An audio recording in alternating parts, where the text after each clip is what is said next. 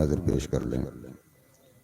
अल्लाहुम्मा सल्ली अला सय्यदना व मौलाना मुहम्मद मादिल जूद वल करम व आलिहि व बारिक वसल्लिम सलातु व सलाम अलैका या रसूल अल्लाह। हज़रात, मिलाद शरीफ की ये मुबारक और मसूद महफिल क्यों मुनक़िद हुई है, आप इससे अच्छी तरह वाकिफ़ हैं। ज़ालिका फ़ज़लुल्लाहि यूतीहि मन यशा, अल्लाह जिसे चाहता है अपने फजल से अता फरमाता है। ये अल्लाह का फजल है, जिसे चाहता है अता फरमाता है। हमारे मोहतरम मुहिब्बे गिरामी अलहाज मास्टर न्याज अख्तर साहब हफ़िज़हुल्लाह ताला, उनकी एक बच्ची को रिदाए फजीलत से नवाजा गया है और सनदे फजीलत से भी, और एक बच्चा हाफिज कुरान हुआ है जिसके सर पर उलमा व मशाइख ने हिफ्स की दस्तार बांधी है और सनदे हिफ्स से भी इसे बहरावर किया गया है। और दीगर खैराबाद और दीगर खित्तों के फारिगीन तलबा फजीलत और हिफ्स के सरों पर दस्तार हिफ्स और फजीलत बांधी गई है।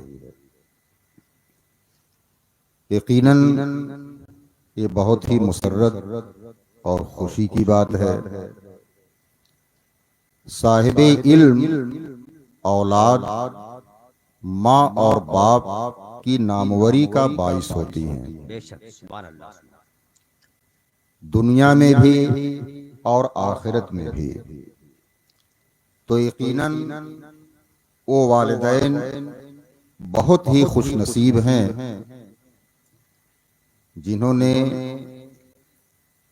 अपने बच्चों को दीनी तालीम दी, हाफिज बनाया, आलिम बनाया, फाजिल बनाया। तो वो माँ बाप बहुत ही खुश नसीब हैं। अल्लाह तबारक व तआला अपनी खुसूसी अल्ताफ़ व इनायात से ऐसे माँ बाप को इंशाअल्लाह क़यामत में क्या है ये बहरावर फरमाएगा बरोज़े क़यामत। हज़रात, 35 साल से मैं आपके इस इदारे में खिदमात अंजाम दे रहा हूँ। सुभान अल्लाह, सुभान अल्लाह, सुभान। एक तवील अरसा ये है, 35 साल का अरसा, और मैं अपनी खिदमात पर बिल्कुल ही मुतमईन हूँ। सुभान अल्लाह, सुभान। मेरा ज़मीर अपनी खिदमात पर मुतमईन है 100%। इस तवील अरसे में बहुत सारे मामलात सामने आए, तलबा के, असातिज़ा के, बहुत से नशेबो फराज मैंने देखे, उतार चढ़ाव मैंने देखे, फैसले किए, लेकिन किसी भी फैसले में मैंने अपने नफ्स को दखल नहीं आने दिया। सुभान अल्लाह, सुभान अल्लाह। अपने नफ्स की ख्वाहिश पर मैंने कभी भी कोई फैसला क्या है नहीं किया, और अपने नफ्स की ख्वाहिश पर मैंने क्या है कभी भी कोई कदम क्या है नहीं उठाया। मुझे वो जमाना याद है जब मैं यहाँ आया तो मदरसे में सिर्फ 3 कमरे बने हुए थे और सामने गड्ढा था, रोड तक आगे जाना मुश्किल था, नहीं जा सकते थे। और मेरे सामने का जो रूम है जिसमें इस वक्त मौलाना महमूद साहब पढ़ाते हैं, उसकी बुनियाद डाली गई थी और मदरसे में 40-45 तलबा थे। जब मैं यहाँ पढ़ाने आया तो उस वक्त शायद सालिसा या राबिया तक की तालीम हो रही थी। एक एक दर्जे में दो दो तीन तीन बच्चे थे। सिर्फ इतने ही बच्चे यहाँ पे पढ़ रहे थे। किसी दर्जे में दो बच्चे, किसी दर्जे में तीन बच्चे, ऐसे ही क्या है। फिर जो मेरा मिजाज था उसके एतबार से मैंने मेहनत करनी शुरू की। खुद मेहनत से मुताला करता था। लड़के सोते थे और मैं 3-3 बजे रात तक दरसी किताबों का मुताला करता था। 3-3 बजे रात तक मैं किताबें पढ़ता रहता था जो कल दरसगाह में तलबा को पढ़ानी थी। सालों तक मैंने इसी तरह मेहनत की। इंतजामिया ने साथ दिया, खैराबाद की आवाम का भी ताउन रहा। धीरे धीरे तामीरी काम भी आगे बढ़ता रहा और तालीमी पेशरफ्त भी होती रही। राबिया का दर्जा हुआ, फिर खामिसा का हुआ, फिर सादिसा का हुआ, फिर साबिया का हुआ, फिर फजीलत का भी दर्जा हो गया और तलबा की तादाद बढ़ करके 200 से ज्यादा हो गई। 250, 260, 270, इस तरह से तलबा की क्या है तादाद हो गई। और असातिज़ा ने मेहनत से पढ़ाया, हमने भी मेहनत की, असातिज़ा ने भी मेहनत की, कमेटी ने भी मेहनत की, आप हजरात ने भी मेहनत की, सब ने मेहनत की।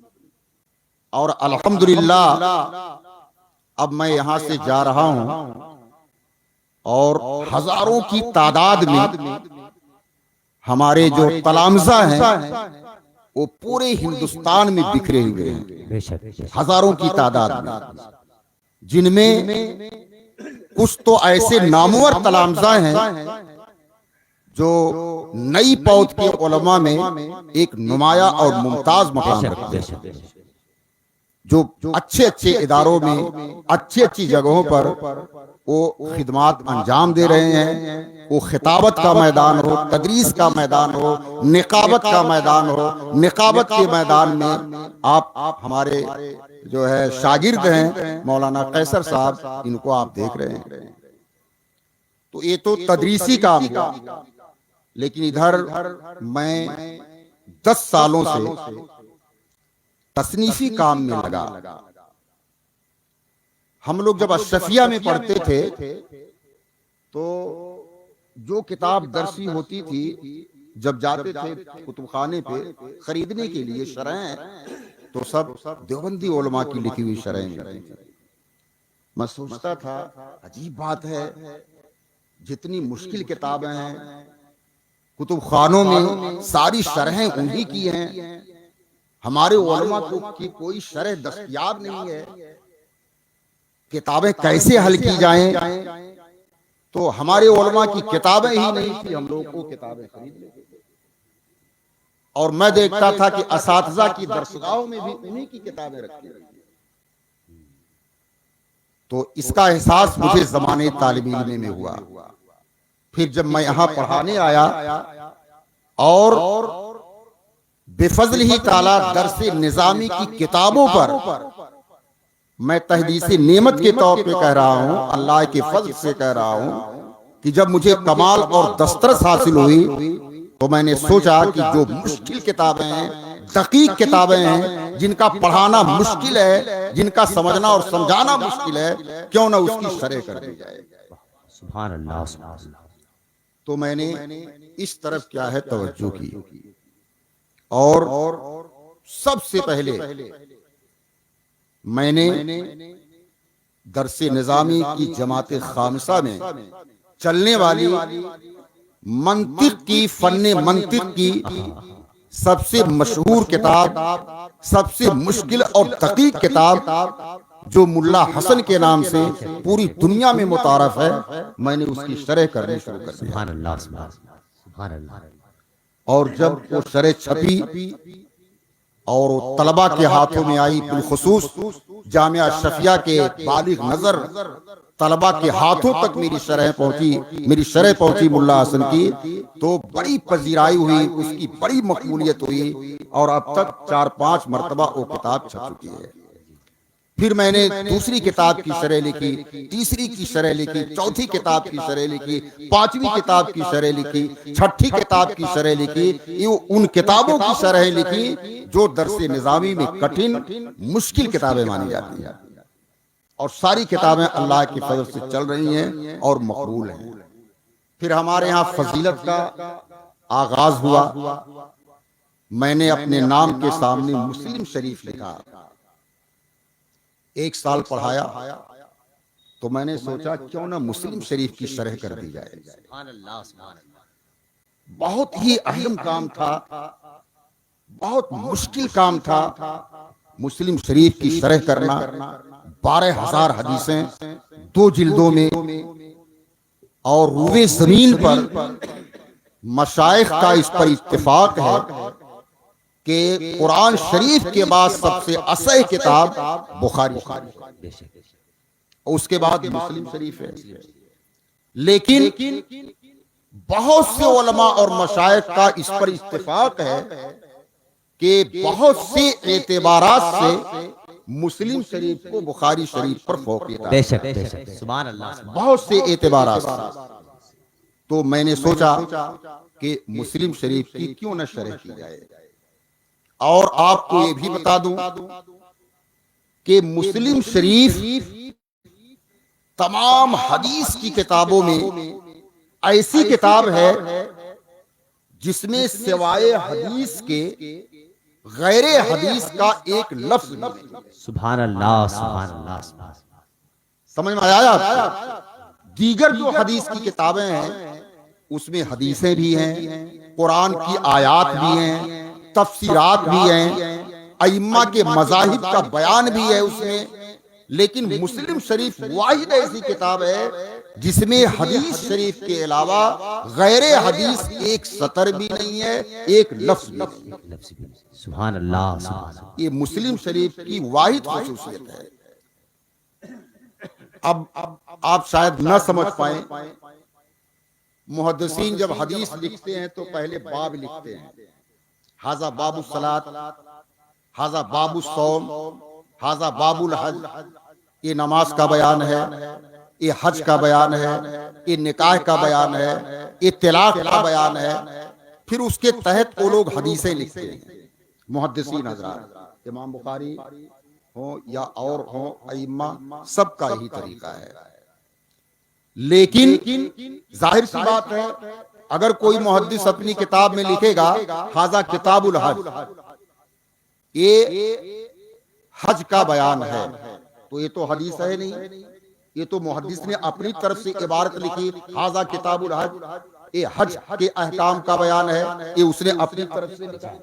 तो गैर हदीस आया कि नहीं हदीस की किताब में? गैर हदीस आया। जी जी। लेकिन इमाम मुस्लिम ने, उलमा को हैरत है इमाम मुस्लिम पर, इमाम मुस्लिम ने कहीं भी बाब भी किताब में नहीं बांधा कि अगर बाब बांधूंगा तो गैर हदीस आ जाएगा। वाह वाह वाह वाह सुभान अल्लाह सुभान अल्लाह। तो बाब भी नहीं बांधा। अबवाब की तरतीब से हदीसें लिखी, अबवाब की तरतीब से हदीसें लिखी, लेकिन कहीं भी इमाम मुस्लिम ने बाब नहीं बांधा कि हमारी किताब में गैर हदीस ना आने पाए, इसका उन्होंने इंतजाम किया। ये मुस्लिम शरीफ ऐसी किताब है। दूसरी चीज, एक हदीस की रवायत मुख्तलिफ सहाबा करते हैं, एक ही हदीस। हजरत अनस ने रवायत की वही हदीस, हजरत अबू हुरैरा ने रवायत की वही हदीस, हजरत अबू ज़र ग़िफ़ारी ने रवायत की वही हदीस। तो इस तरह से एक हदीस की रवायत कभी कभी कई सहाबा से, कई सनदों से उसकी रवायत होती है। ये होता है। तो दीगर मुहद्दिसीन ने पूरी हदीस नहीं लिखी, हदीस शुरू की, बाब बांधा, हदीस लिखना शुरू किया। बाब की मुनासिबत से हदीस में जितनी उनको जरूरत पड़ी, दीगर मुहद्दिसीन ने, इमाम बुखारी, इमाम तिरमिजी, इमाम अबू दाऊद, सबने जरूरत के मुताबिक हदीस की, और मा बकिया जो हदीस है उसे छोड़ दिया।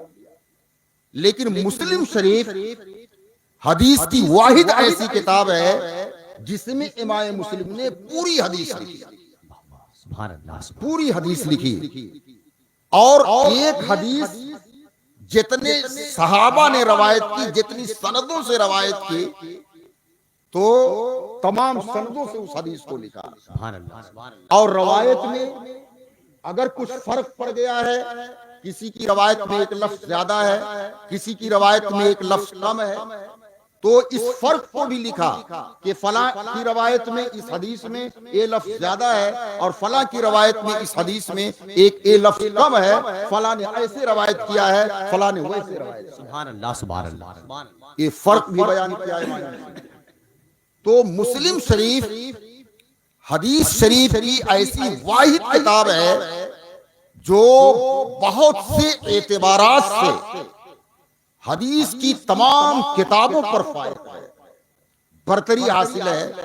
हत्ता कि बाज एतबारात से मुस्लिम शरीफ को बुखारी शरीफ पर भी फौकियत हासिल है, बरतरी हासिल है। ये मैं नहीं कहता हूँ, ये उलमा और अइम्मा का ये मौक़िफ़ है, ये बयान है। सुभान अल्लाह, सुभान अल्लाह। और जब मैंने शरह करनी शुरू की तो मैंने वो पाया भी कि वाकई मुस्लिम शरीफ हदीस की कैसी किताब है। तो ये हजरत अवाए मुस्लिम की ये किताब है, 2 जिल्दों में है।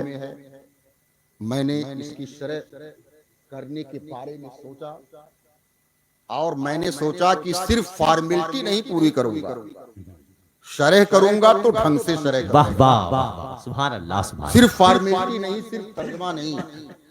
और अल्हम्दुलिल्लाह अल्लाह के फजल से, सरकार के करम से, मुहद्दिसीन के करम से मैंने लिखना शुरू किया और कोई चीज मैंने अपनी शरह में क्या है नहीं छोड़ी।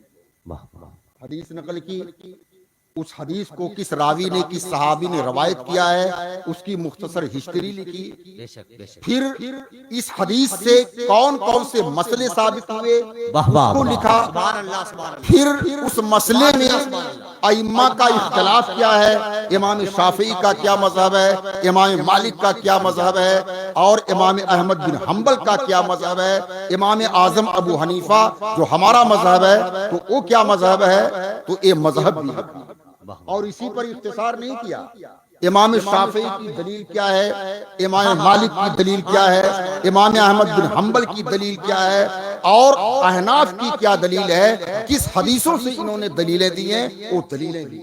वाह वाह, सुभान अल्लाह, सुभान अल्लाह। और इसी पर बस नहीं किया, इमाम शाफी की हदीस जो उन्होंने अपने मजहब की तायद में साबित की है, अहनाफ ने उस हदीस का क्या जवाब दिया है, इमाम मालिक की हदीस का क्या जवाब है, इमाम अहमद बिन हम्बल की हदीस का क्या जवाब है, और फिर फिक़्ह हनफी यानी अपना जो मजहब अहनाफ का मजहब है उसको कई कई दलीलों से मैंने क्या है अपनी किताब में साबित किया और दिया। सुभान अल्लाह, सुभान अल्लाह।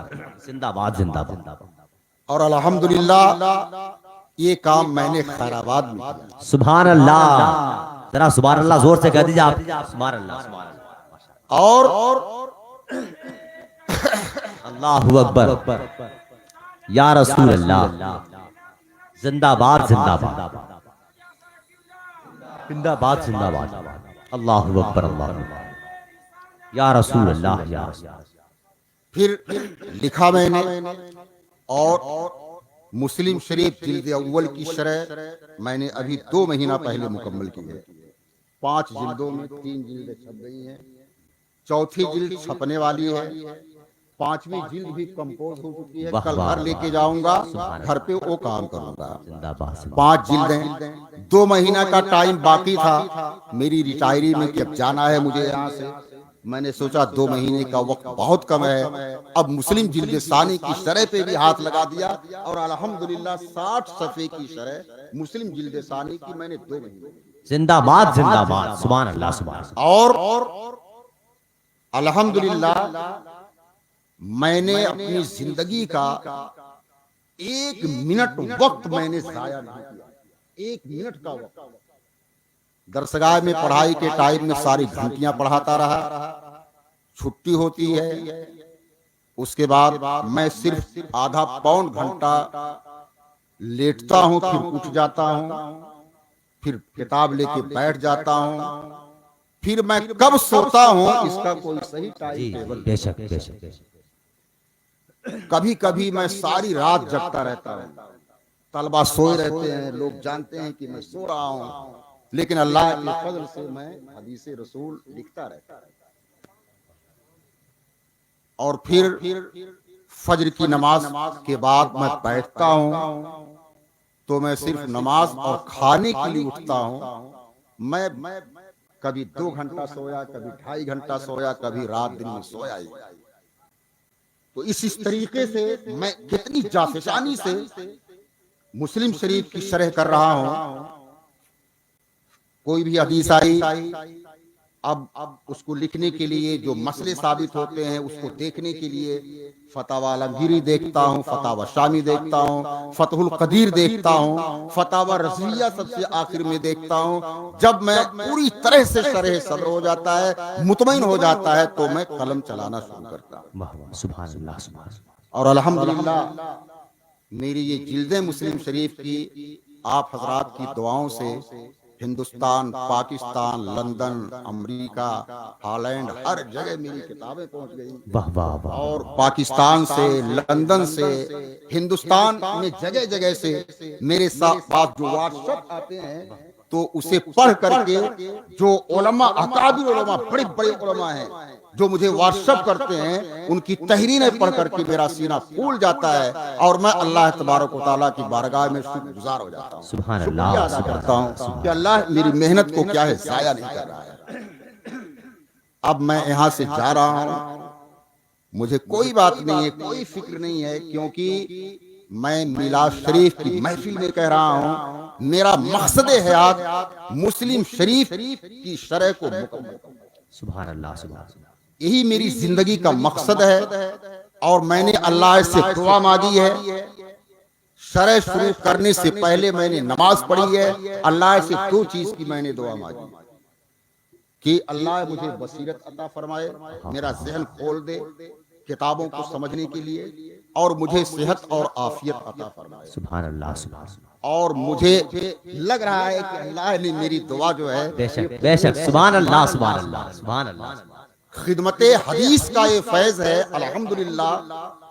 ना मेरा सर दर्द करता है, ना पैर दर्द करता है, ना मुझे बुखार होता है, ना मुझे और कोई परेशानी होती है।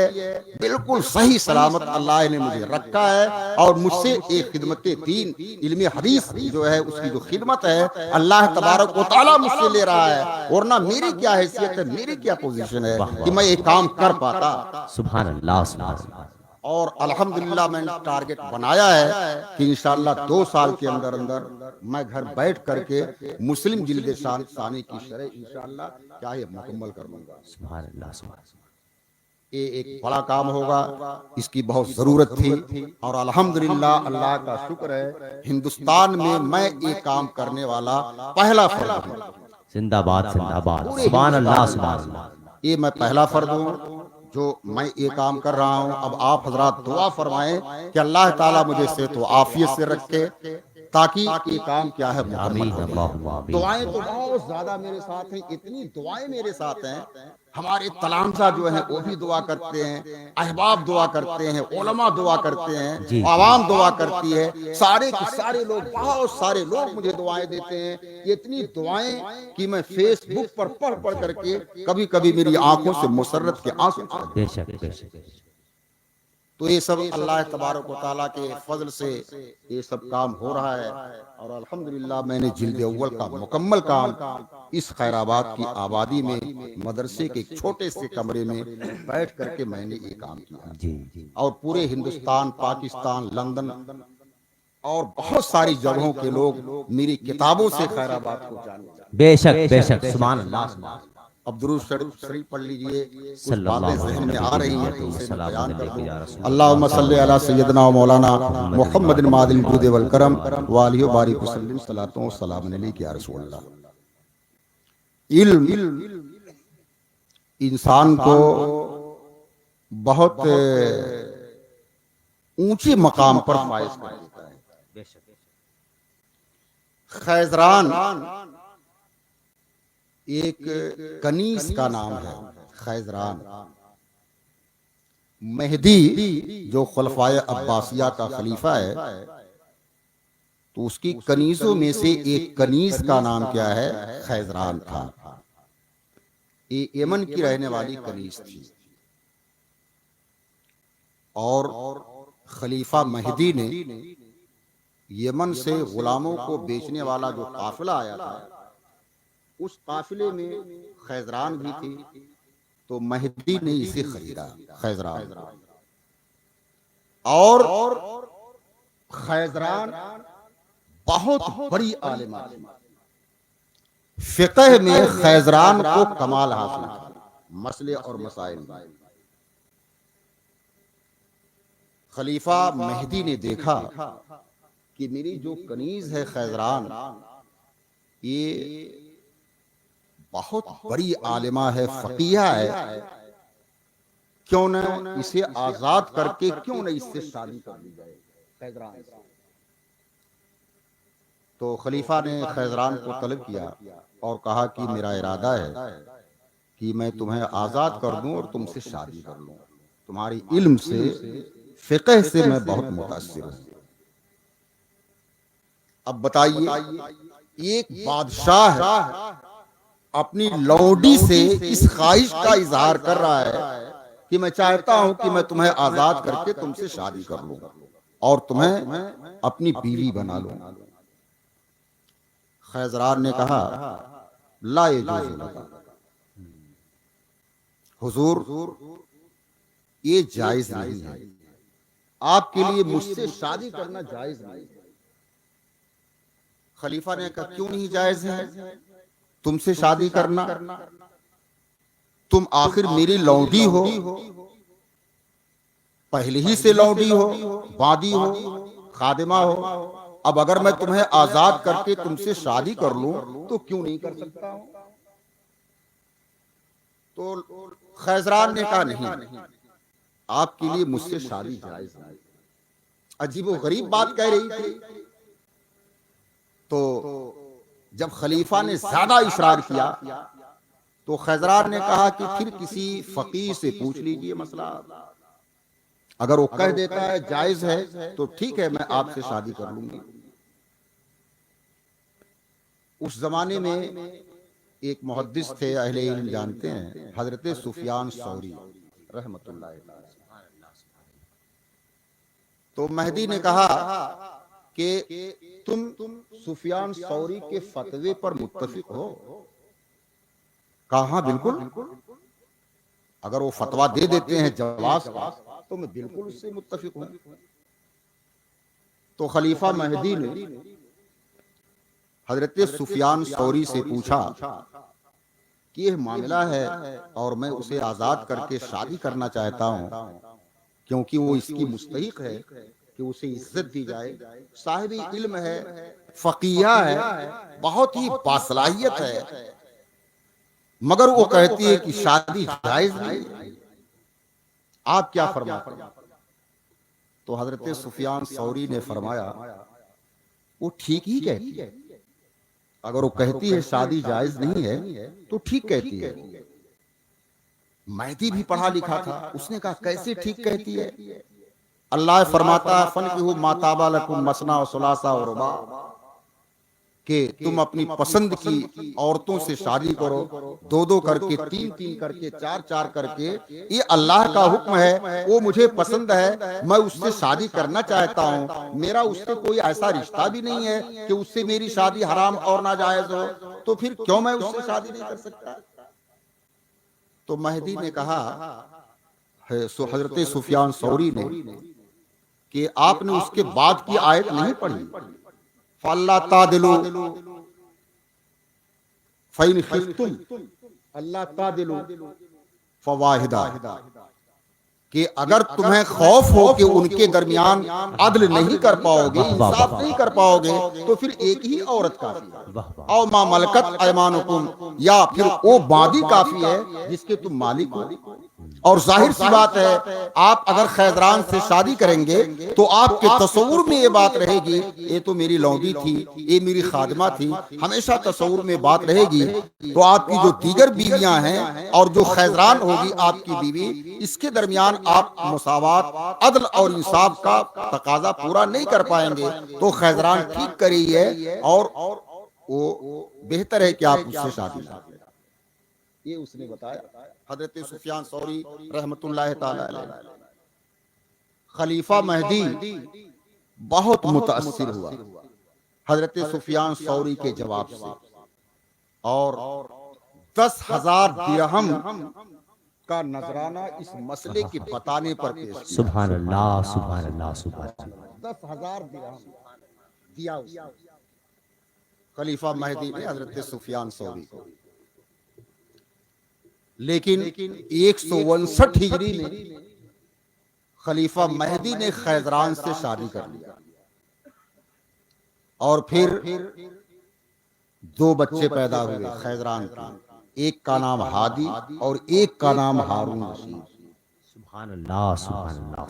खलीफा महदी के बाद उसका जो लड़का हादी था वो खलीफा बना, और हादी की मौत के बाद उसका जो लड़का हारून रशीद था, जो बहुत ज्यादा मशहूर फरमानरवा है, पूरी दुनिया में जिसका नाम चलता है आज भी, हारून रशीद वो फरमानरवा। और खैजरान जो फकीहा थी, मैं ये बताना चाहता हूं कि अहले इल्म का मकान क्या हो जाता है, खा अहले इल्म का ताल्लुक मर्द से हो या अहले इल्म का ताल्लुक क्या है औरत से। सुभान अल्लाह। फिर जब हारून रशीद का अहद खिलाफत आया तो खैजरान ने हज का सफर किया और मक्का शरीफ पहुंचकर बहुत से अतियात मक्का के जरूरतमंदों में खैजरान ने क्या है तकसीम कर दिया। तो देखा, एक लौंडी, एक बादी, मुआशरे में जिसका कोई मकाम नहीं, कोई इज्जत नहीं, बस वो लौंडी है। लेकिन खैजरान ने इल्म हासिल किया, और बिलखुसूस इल्म फिक़ह हासिल किया।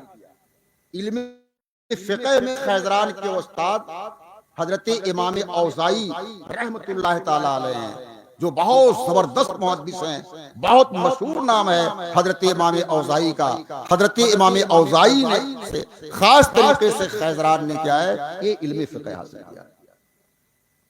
और फिर इस तरीके से खलीफा महदी की ज़ौजियत में आई, और जिनके पतन से इस्लामी तारीख में 2 नामवर फर्जंद पैदा हुए, एक हादी और एक हारून रशीद। देखा, एक और रवायत सुने, मुहद्दिसीन में एक का नाम है, एक नाम है हजरत हाकिम असम रहमतुल्लाह। सुभान अल्लाह।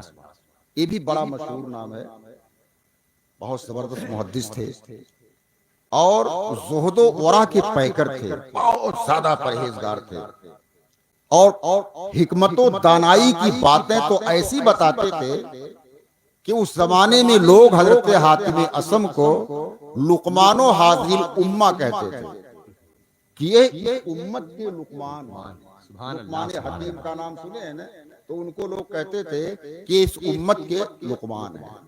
मगर माशी एतबार से पोजीशन ठीक नहीं थी, बस किसी तरीके से गुजर बसर होती थी।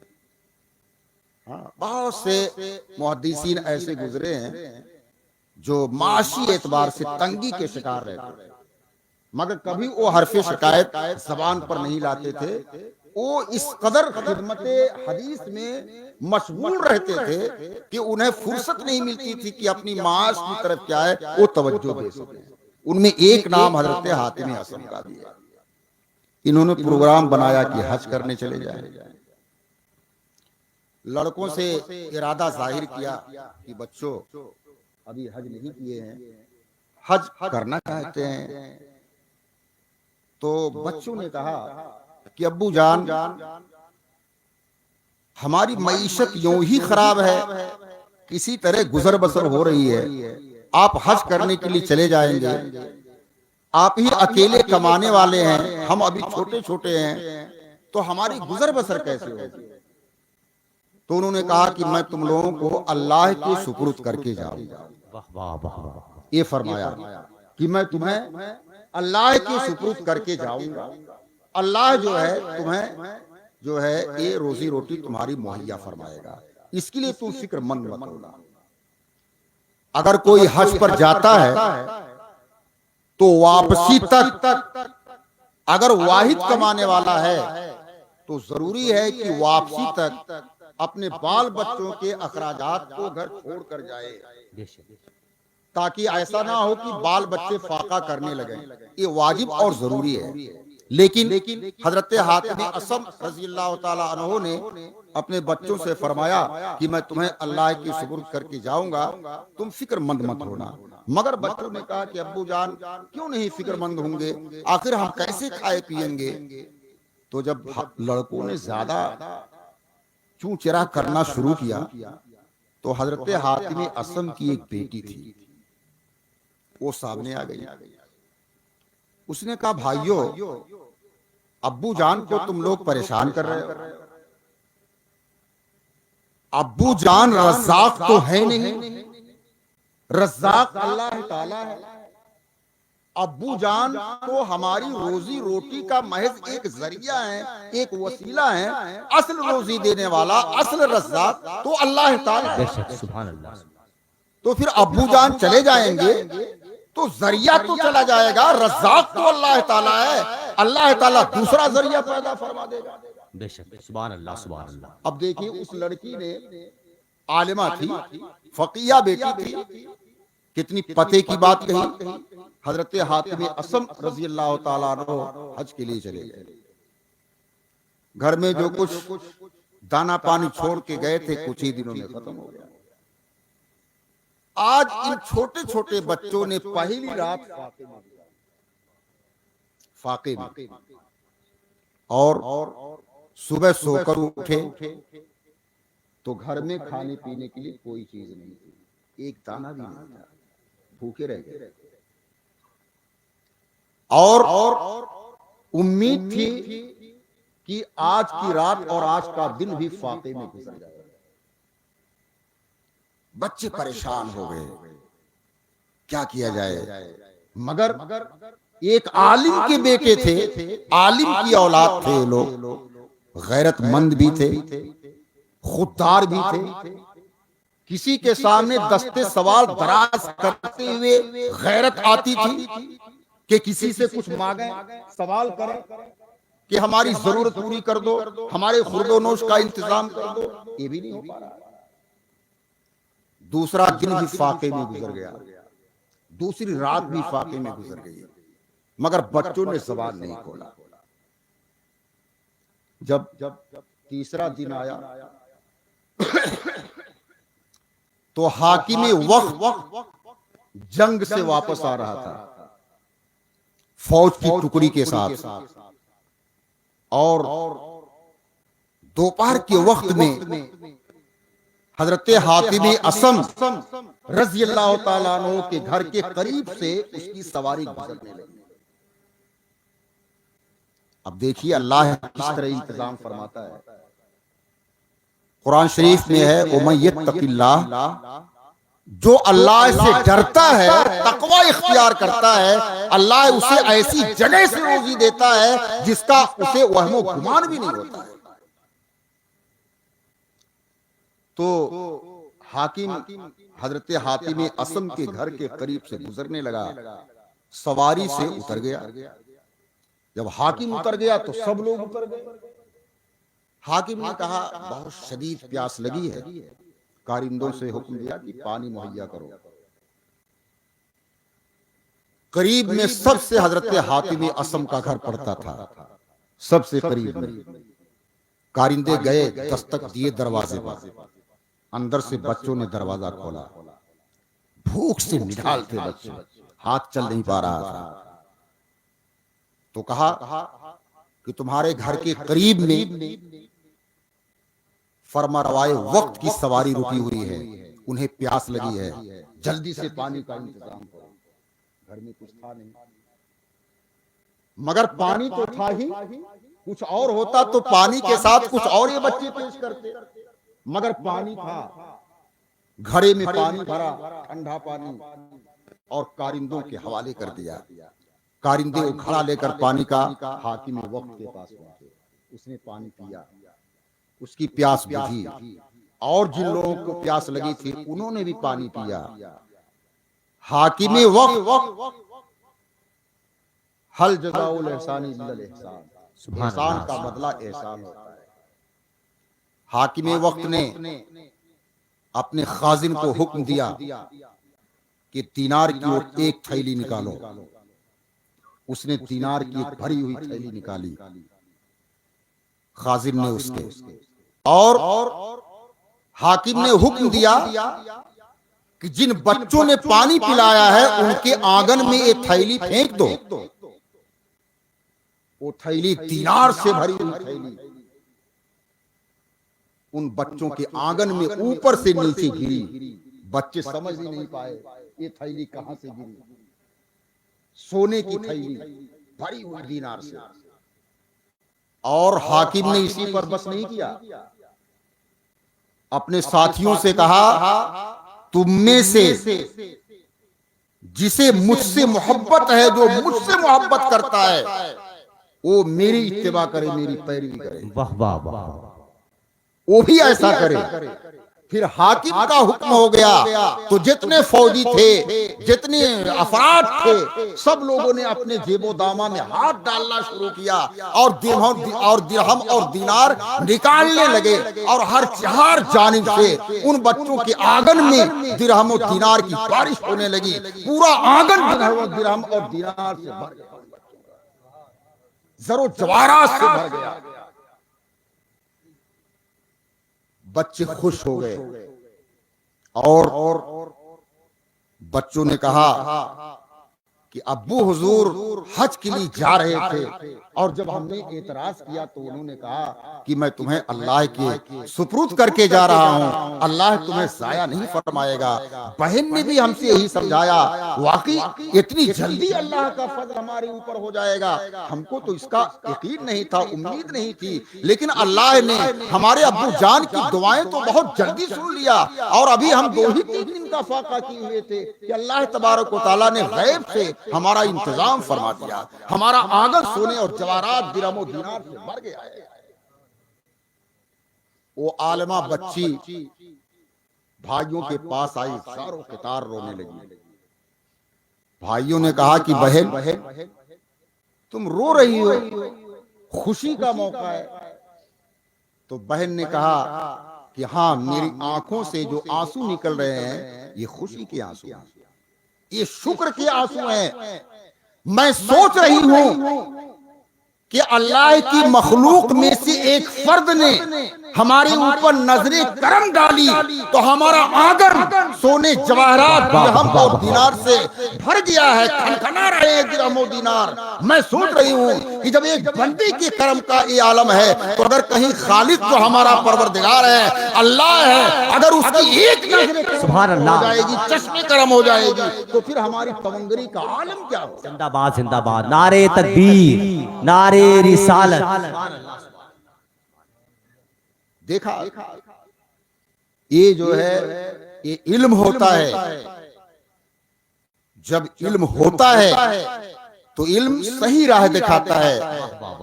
इल्म जो है ये सही रहनुमाई करता है। और अल्लाह के नजदीक साहिब इल्म का मकाम बहुत ही बुलंद होता है। बेशक बेशक। एक हदीस ज़हन में आ रही है, अभी 3 दिन पहले मैंने इसकी शरह किया है। दूसरी हदीस है। ये हदीस हजरत अनस बिन मालिक रजी अल्लाह तआला अन्हु से मरवी,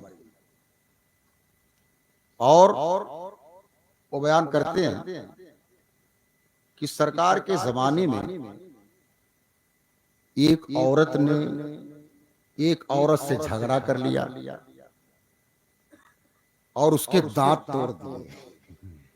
झगड़ा हो गया और दांत तोड़ दिया, झगड़ा कर। जाहिर सी बात है, सहाबा थे, सहाबियात थी, मगर जो बशरी फितरत है वो तो बेशक बेशक। तो कभी कभी नोक झोंक हो जाती थी, झड़प हो जाती थी, आपस में झगड़ा हो जाता था। सरकार का जमाना था, ये लोग सरकार के पास पहुंचते थे, सरकार मामला रफा दफा कर देती, फिर ये लोग शीरो शकर बन जाते थे आपस में। तो फरमाते हैं कि हजरत रुबय बिनते नज़र की एक औरत से लड़ाई हुई और हजरत रुबैय बिनते नज़र ने उसका दांत ही तोड़ दिया। केस सरकार की बारगाह में पहुंच गया। जाहिर सी बात है, इस्लाम में क़िसास का कानून राइज है, बदले का, क़िसास का। तो सरकार की बारगाह में केस पहुंच गया और हजरत रुबैय ने जो जिसका दांत तोड़ा था उसके कुंबे वालों से माफी भी मांगा, मगर वो लोग माफ नहीं किए। केस सरकार की बारगाह में पहुंचा दिया। तलबी हो गई सरकार की बारगाह में। सरकार ने फरमाया अल क़िसासु अल क़िसास, ये हदीस के अल्फाज, यानी क़िसास दो और खुद को क़िसास के लिए हवाले कर दो, मुतासिरा के हवाले कर दो, ताकि जैसे तुमने दांत तोड़ा है वो भी तुम्हारा दांत तोड़े। आगे के दो दांत टूटे थे। आगे के जो दांत हैं इन्हें सनाया कहा जाता है। 4 दांत हैं, ऊपर 2 दांत और नीचे 2 दांत। तो नीचे के दांत टूटे थे। तो सरकार ने फरमाया अल क़िसासु अल क़िसास, तुम्हें क़िसास देना पड़ेगा। अगर वो लोग दियत लेने पर राजी नहीं हुए तो तुम्हें क़िसास देना पड़ेगा। तो एक सहाबी थे, हजरत रुबैय बिनते नज़र की नज़र के भाई थे। हजरत अनस बिन नज़र रज़ी अल्लाह ताला। हजरत अनस भाई थे इसके, रुबैय जिन्होंने दांत तोड़ा था, भाई बहन थे। तो सरकार ने फरमाया अल क़िसासु अल क़िसास, क़िसास देना पड़ेगा। तो हजरत अनस बिन नज़र रज़ी अल्लाह ताला अन्हु, ये अल्लाह के रसूल के सहाबी थे और जिन्होंने दांत तोड़ा था उसके ये भाई, उनके भाई। ग़ज़वे बद्र में ये शरीक नहीं हो पाए हजरत अनस बिन नज़र रज़ी अल्लाह ताला अन्हु। तो सरकार की बारगाह में हाजिर हुए, अर्ज किया कि या रसूल अल्लाह, मैं ग़ज़वे बद्र में किसी उज़्र की वजह से शरीक तो नहीं हो पाया, लेकिन अल्लाह ने अगर मुझे मुशरिकीन से जंग का मौका दिया तो मैं ऐसी जंग करूंगा काफिरों से, ऐसी जंग करूंगा कि अल्लाह मेरे कारनामे देखेगा। हजरत अनस बिन नज़र ने फरमाया। और फिर ग़ज़वे बद्र का मार्का जब गर्म हुआ तो हजरत अनस बिन नज़र रज़ी अल्लाह ताला अन्हु मैदान कारज़ार में घुसते चले गए काफिरों के बीच में और लड़ते लड़ते शहीद हो गए। हजरत अनस बिन नज़र शहीद हो गए और शहादत के बाद जब मैदान साफ हुआ तो इनके जिस्म पर 70 से 80 जख्म तलवारों के, नेज़ों के और तीरों के लगे और काफिरों ने इनका मुसला कर दिया था। शनाख्त मुश्किल थी, पहचान मुश्किल थी। इनकी बहन यही जिनका तस्करा है हजरत रुबैय ने उंगली के निशान से इनको पहचाना, यहाँ यही मेरे भाई की लाश है। ये सहाबी हजरत अनस बिन नज़र। तो जब झगड़ा हुआ सरकार ने फरमाया क़िसास देना पड़ेगा रुबैय को, उसके भी दांत तोड़े जाएंगे। तो हजरत अनस बिन नज़र ने अर्ज की या रसूल अल्लाह, क्या मेरी बहन को क़िसास देना पड़ेगा? तो सरकार ने फरमाया अल क़िसासु किताबुल्लाह, क़िसास ये किताबुल्लाह का हुक्म है, अल्लाह का हुक्म है। ये हाफिज हैं, आयत इनको याद होगी, अस्सिन्ना बिस्सिन्ने है ना कुरान शरीफ में, याद है ना? हाँ, किस सूरे में है? सूरे मायदा। माशाअल्लाह, हमारे महाराष्ट्र पता है। सूरे मायदा में दांत के बदले में दांत, यानी किसी ने दांत तोड़ा है तो उसके बदले में दांत तोड़ा जाएगा। ये हुक्म है कुरान शरीफ का। तो सरकार ने फरमाया अल क़िसासु किताबुल्लाह, क़िसास अल्लाह का हुक्म है, अल्लाह की किताब का हुक्म है। तो हजरत अनस बिन नज़र ने अर्ज की या रसूल अल्लाह की क्या मेरी बहन से क़िसास लिया जाए? क्या मेरी बहन के दांत तोड़े जाएंगे? तो सरकार ने फिर फरमाया अल क़िसासु किताबुल्लाह, क़िसास अल्लाह की किताब का हुक्म है। तो हजरत अनस बिन नज़र ने अर्ज की, अब देखिए आप सहाबी हैं, अर्ज करते हैं या रसूल अल्लाह, वल्लाह मेरी बहन को क़िसास कभी नहीं देना पड़ेगा। सरकार फरमा रहे क़िसास देना पड़ेगा। और ये फरमाते हैं, हजरत अनस बिन नजर अर्ज करते हैं, वल्लाह या रसूल अल्लाह, मेरी बहन को क़िसास कभी नहीं देना पड़ेगा। तो सरकार ने फरमाया क़िसास देना पड़ेगा। इन्होंने कहा या रसूल अल्लाह, मेरी बहन को क़िसास कभी नहीं देना पड़ेगा। क्या मतलब? क्या हजरत अनस बिन नजर अल्लाह के रसूल जो हुक्म दे रहे थे उसका इनकार कर रहे थे, उसकी तरदीद कर रहे थे? मुहद्दिसीन ने फरमाया है कि इस कलाम का ये मतलब नहीं है। इमाम नववी फरमाते हैं शरह कर कि इन्होंने जो ये कहा कि वल्लाह या रसूल अल्लाह, मेरी बहन को क़िसास नहीं देना पड़ेगा, इसका ये मतलब नहीं कि ये सरकार के हुक्म का इनकार कर रहे थे, बल्कि इन्हें अल्लाह की रहमत पर भरोसा था, मुकम्मल भरोसा था कि मैं जो कसम खा रहा हूं तो अल्लाह इस कसम की रियायत फरमाएगा, और अल्लाह तबारक व तआला पर्दे गैब से क़िसास के अलावा जो दूसरी सूरत है अल्लाह ताला उसका इंतजाम जरूर फरमाएगा। तो इस बिना पर इन्होंने कहा कि वल्लाह या रसूल अल्लाह, मेरी बहन को क़िसास नहीं देना पड़ेगा। फिर जो मुतासरा कुंबे के लोग थे जिनका दांत टूटा था, तो वो सामने आए और अर्ज किया कि या रसूल अल्लाह, हम माफ कर देते हैं, हम क़िसास नहीं लेंगे। है ना? कहा या रसूल अल्लाह, हम क़िसास नहीं लेंगे, हम माफ कर देते हैं, हम राजी हैं देयत पर, क़िसास नहीं चाहिए। देखा? अब देखिए वाकई अल्लाह के नजदीक कितना ऊंचा मकाम हजरत अनस बिन नजर का कि कसम खा लिया कि वल्लाह या रसूल अल्लाह, मेरी बहन को क़िसास नहीं देना पड़ेगा। तो अल्लाह तबारक व तआला ने इनकी आबरू रखी और गैर इसका इंतजाम फरमा दिया, और मुतासरा कुंबे के लोग जो थे वो सामने आ गए और उन्होंने कहा कि हमें क़िसास। सुभान अल्लाह, सुभान अल्लाह, सुभान अल्लाह। सरकार मुस्कुराए सरकार। उसके बाद फरमाया कि इन्ना मिन इबादिल्लाह लौ अक़समा अलल्लाह ला अबर्रहु, अल्लाह के बंदों में से कुछ बंदे ऐसे हैं जो अल्लाह के भरोसे पर अगर अल्लाह पर कोई कसम खा लेते हैं तो अल्लाह तबारक व तआला उनकी कसम को पूरा फरमा देता है। सुभान अल्लाह, सुभान अल्लाह। देखा? ये हजरत ये हदीस है हजरत रुबै जिन्होंने दांत तोड़ा था, ये इंतजाम हुआ। एक और हदीस इसी तरह की जहन में आ रही है। एक और झगड़ा हो गया। एक क्या है, सहाबी हैं हजरत याला बिन उमैया रज़ी अल्लाह ताला। क्या नाम है? नाम सुने कभी? हजरत याला बिन उमैया। इन्हें हजरत याला बिन मुनिया भी कहा जाता है।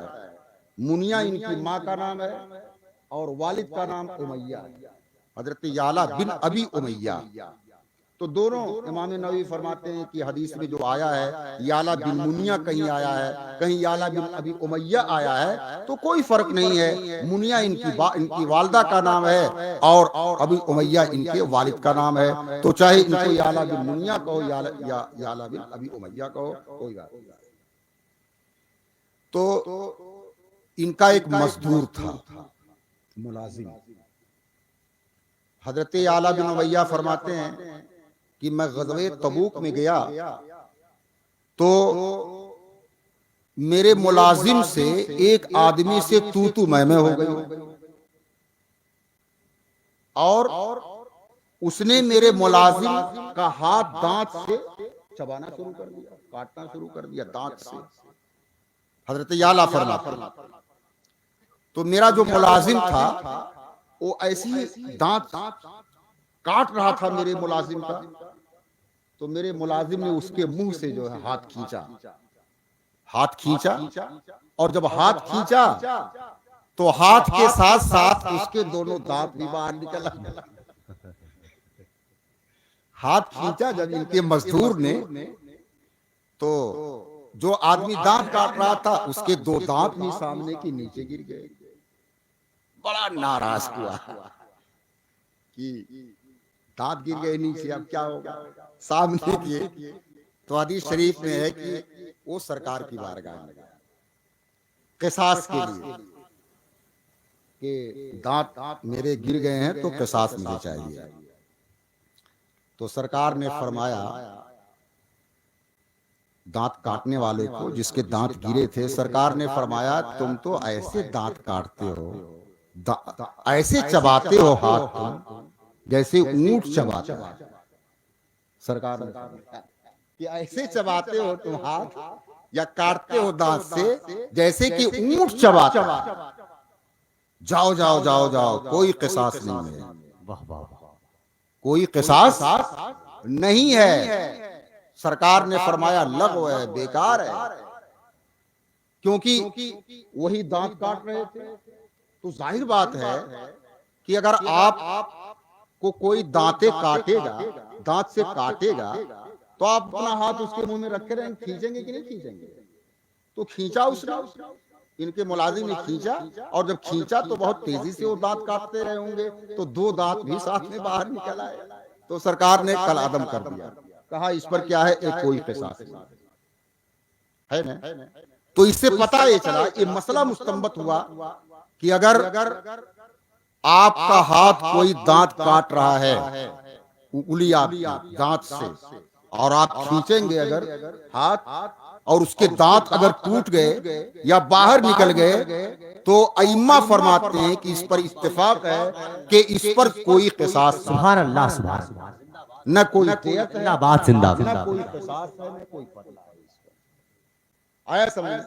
और पहली हदीस जो मैंने बयान की, तो उसमें अहनाफ का मजहब और सारे अइम्मा का इस पर इत्तेफाक है कि अगर किसी ने किसी के सारे दांत उखाड़ दिए, ऐसा मारा कि सारे दांत उखड़ गए, तो इसमें क़िसास है जी। इस पर अइम्मा का इज्मा है। और अगर किसी ने कुछ दांत तोड़ दिए या हड्डी तोड़ दी, तो हमारे अहनाफ का मजहब ये है कि इस सूरत में अगर दांत कुछ तोड़ा है तो इसमें क़िसास है, कुछ तोड़ा है तो इसमें क़िसास है। और अगर हड्डी तोड़ दिया मार करके, तो इसमें कोई क़िसास नहीं। यानी अगर 2 आदमी झगड़ा हुआ, एक ने एक आदमी की हड्डी तोड़ दी, तो इसमें कोई क़िसास नहीं। इसमें यानी बदले में उसकी हड्डी नहीं तोड़ी जाएगी, बल्कि उसको दियत देनी पड़ेगी, भरपाई करनी पड़ेगी, पैसे देने पड़ेंगे इसके बदले में। ये अहनाफ का क्या है मज़हब है। इमाम तहावी फरमाते हैं कि अगर किसी ने किसी के सर की हड्डी तोड़ दी, तो इस पर कोई क़िसास नहीं है। और जाहिर बात है, सर की हड्डी तोड़ दिया कोई क़िसास नहीं है, तो जिस्म की कोई भी हड्डी किसी ने तोड़ दिया तो कोई क़िसास नहीं है। यानी बदले में उसकी हड्डी नहीं तोड़ी जाएगी, बल्कि उसको दियत देनी पड़ेगी, जुर्माना उसका अदा करना पड़ेगा, इलाज मुआवजा ये सब उसको क्या है, एक कराना पड़ेगा। तो ये हदीस जो है ये ज़हन में आई, जो मैंने आपके सामने पेश की। तो जो अहले इल्म हैं उनका बहुत ज़्यादा मकाम है। अब अगर किसी की औलाद आलिम भी हो जाए, हाफिज हो जाए, कई बच्चे आलिम हाफिज हो जाएं, तो फिर क्या कहना, ये अल्लाह का फजल है। सही बात यही है कि ये सब अल्लाह तबारक व तआला की तौफीक से होता है। जितने लड़के हाफिज हुए हैं या आलिम हुए हैं, सब को अल्लाह तबारक व तआला सब पर करम फरमाए और इन्हें अच्छा हाफिज बनाए, अच्छा आलिम बनाए, और इनके वालिदैन पर अल्लाह जो है खुसूसी फजल व करम फरमाए।